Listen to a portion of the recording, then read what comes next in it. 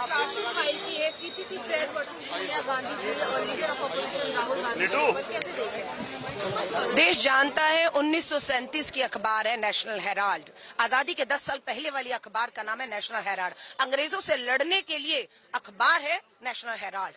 जब ये संघी अंग्रेजों की मुखबरी कर रहे थे ना, तब पंडित जवाहरलाल नेहरू जी ने ये नेशनल हेराल्ड अखबार अंग्रेजों से लड़ने के लिए खोली। और उसके बाद आज आजादी के 75 साल हो गए। वो नेशनल हेराल्ड तब भी थी, आज भी है, लेकिन कुछ साबित आज तक नहीं कर पाए।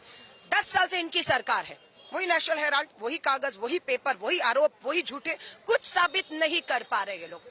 मैं अभी अटल बिहारी वाजपेयी जी के इंटरव्यूज देख कर आ रही हूँ। उस अटल बिहारी वाजपेयी जी के इंटरव्यू में भी जब ये बात उठी थी कि सोनिया गांधी जी पर हमले, निजी हमले, उन्हें भ्रष्ट बताने की कोशिश है, तो अटल बिहारी वाजपेयी जी ने कहा था ये गलत है। मैं भाजपा को कह रहा हूँ, भाजपा के कार्यकर्ता नेताओं को कह रहा हूँ, ऐसा मत करो, नहीं तो ये भारी पड़ेगा। और भारी पड़ा अटल बिहारी वाजपेयी जी को कि सरकार जानी पड़ी। आज नरेंद्र मोदी जी की सरकार है, बैसाखियों के दम पर वो सरकार है, बिहार के नीतीश और आंध्र प्रदेश के नायडू के दम पर है। ये वही नायडू हैं जिन्हें घसीटते हुए भ्रष्टाचार में ईडी लेकर जा रही थी जेल, और फिर समझौते होते हैं, वो मुख्यमंत्री होते हैं और इनकी सरकार बैसाखी पर चल रही।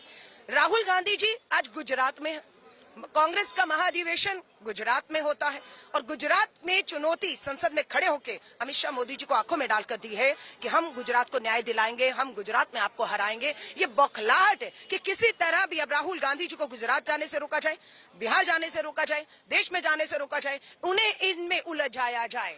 वो उलझने वाले नहीं है।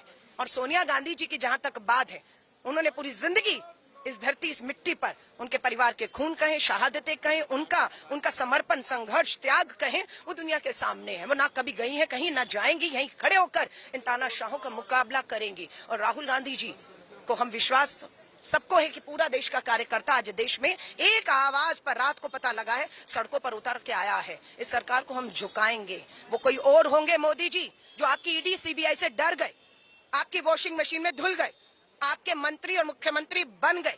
ये राहुल गांधी हैं। इनकी रगों में गांधी का खून है।